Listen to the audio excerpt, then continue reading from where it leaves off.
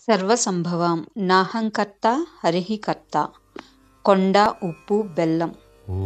తిరుపతి కొండ మీద లడ్డు గొప్పదా, తిరువళ్ళూరు వీరరాఘస్వామి పాదాల దగ్గర లవణం గొప్పదా? ఎవరు చెప్పగలరు?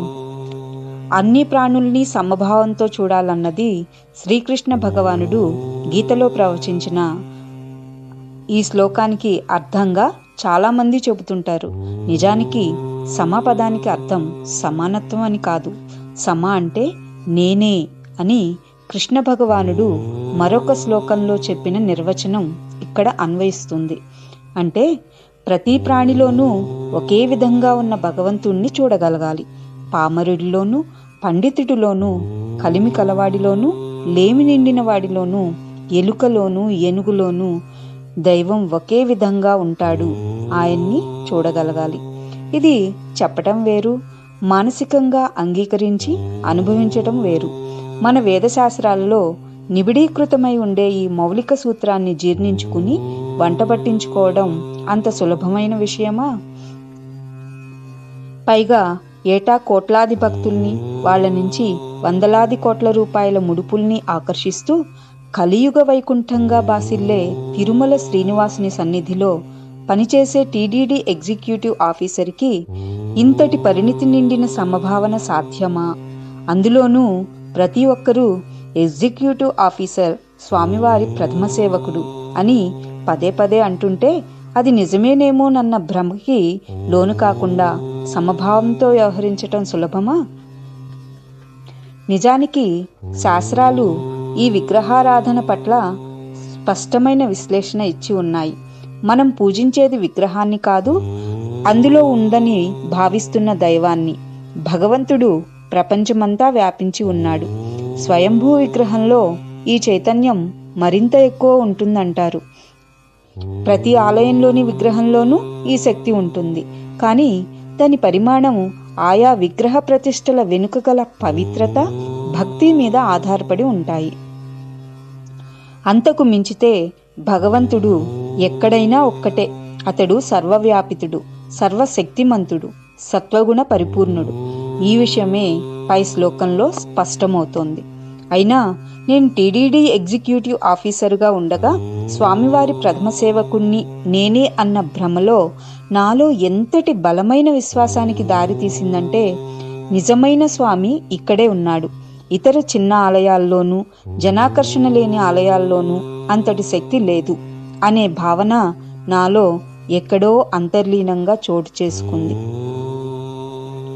అలాంటి పరిస్థితిలో ఒకసారి మద్రాసుకి సమీపంలోని తిరువళ్ళూరులోని వీరరాఘవస్వామి బ్రహ్మోత్సవాలకి నన్ను ఆహ్వానించారు. అక్కడ వీరరాఘవస్వామి ఆలయంలో గరుడ సేవ తెల్లవారుజామున 5 గంటలకి చేస్తారు.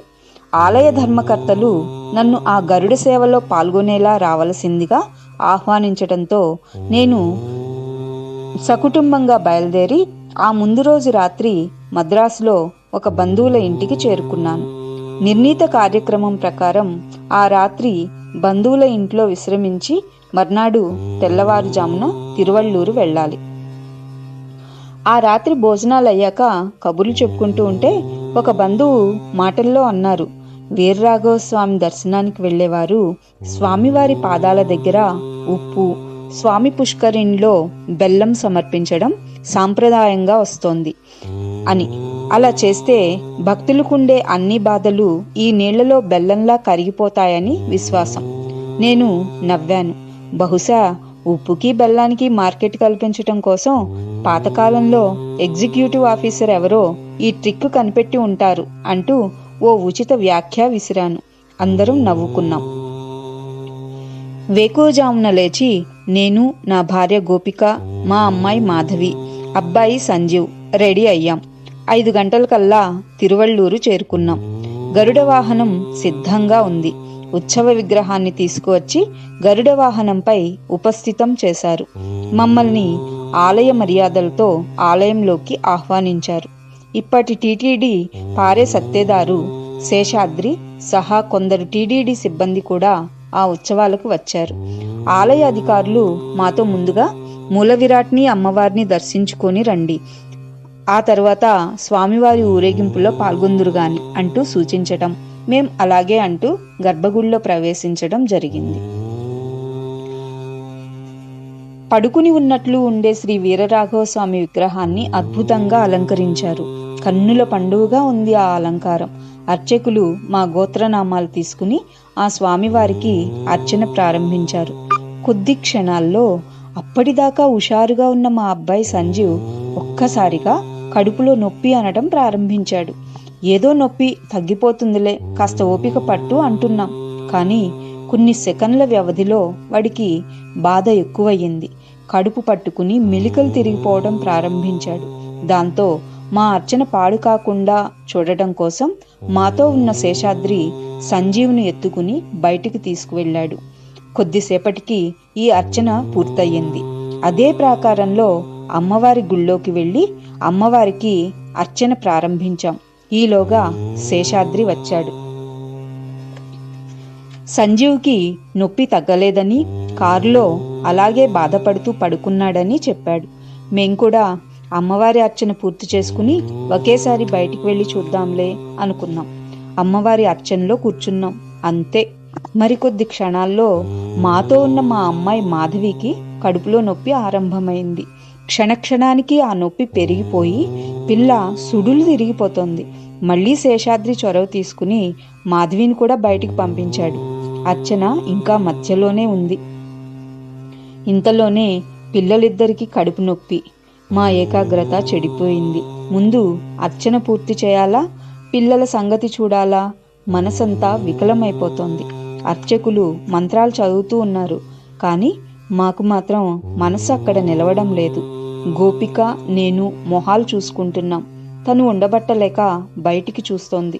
పిల్లల గురించి ఆందోళన వ్యక్తం చేస్తోంది. అర్చన ఇంకా పూర్తి కాలేదు. మధ్యలో లేచిపోవడానికి నాకు మనస్కరించడం లేదు. మా పరిస్థితిని గమనించిన ఒక అర్చకుడు సంశయిస్తూనే ఇలా అన్నారు, అయ్యా, ఇక్కడ ఇలా జరగటం చాలా అసాధారణ విషయం. ఎక్కడో ఏదో లోపం జరిగినట్టుంది. ఇది వింటూనే ప్రశ్నార్థకంగా గోపిక నా వంక చూసింది. నేను జరిగిన సంఘటనలన్నీ నెమరు వేసుకోవడం ఆరంభించాను. చటుక్కున ఆ ముందు రాత్రి నేను మద్రాసులో ఇక్కడ ఉప్పు బెల్లం సాంప్రదాయం గురించి చేసిన వ్యాఖ్య స్ఫురణకు వచ్చింది. నన్ను నేను ప్రశ్నించుకున్నాను, నేనేమైనా అపరాధం చేశానా? మరుక్షణం నేను పర్సు తీసి శేషాద్రికి డబ్బులిచ్చి, ఉప్పు బెల్లం తీసుకురా, ఇక్కడ సాంప్రదాయం ప్రకారం స్వామివారికి సమర్పిద్దాం అన్నాను. శేషాద్రి తిరిగి వచ్చే లోపల నేను వీరరాఘవ స్వామిని తలుచుకుని అపరాధాన్ని మన్నించు స్వామి అనుకున్నాను. అంత మాత్రాన పిల్లలకు కడుపు నొప్పి తగ్గిపోతుందా? కొద్ది నిమిషాల తరువాత శేషాద్రి ఉప్పు బెల్లం తీసుకువచ్చాడు. అద్భుతం! శేషాద్రి వెనకాలే నవ్వుకుంటూ గెంతుకుంటూ మాధవి, సంజీవ్ వస్తున్నారు. గోపిక, నేను మా కళ్ళని నమ్మలేకపోయాం. భరించలేని కడుపు నొప్పితో మెలికలు తిరిగిపోతుంటే శేషాద్రి మోసుకెళ్లిన పిల్లలు చింగు చింగున గెంతుకుంటూ వస్తున్నారేంటి? మేము, మాతో పాటు ఆ సన్నివేశాన్ని చూసిన అర్చకులు, ఇతర సిబ్బంది, భక్తులు అంతా సంభ్రమాచర్యాల్లో మునిగిపోయాం. మా మనసులు కుదుటపడ్డాయి. అంతే, వెంటనే మేం అత్యుత్సాహంతో అదే ప్రాకారంలో ఉండే వీరరాఘవ స్వామి పాదాల దగ్గర లవణాన్ని సమర్పించాం. పుష్కరిణిలో బెల్లం కలిపేశాం. మనస్ఫూర్తిగా అప్పుడనిపించింది, స్వామి సర్వాంతర్యామి. ఇది తిరుమల కావచ్చు, తిరువళ్ళూరు కావచ్చు, తిరుమలేశునికి నేనే ప్రథమ సేవకుణ్ణనే భ్రమలో ఈ సమభావం ప్రదర్శించలేకపోవటమే నేను చేసిన తప్ప. అందుకే స్వామి నాకీ మనోవికాస పరీక్ష పెట్టాడా?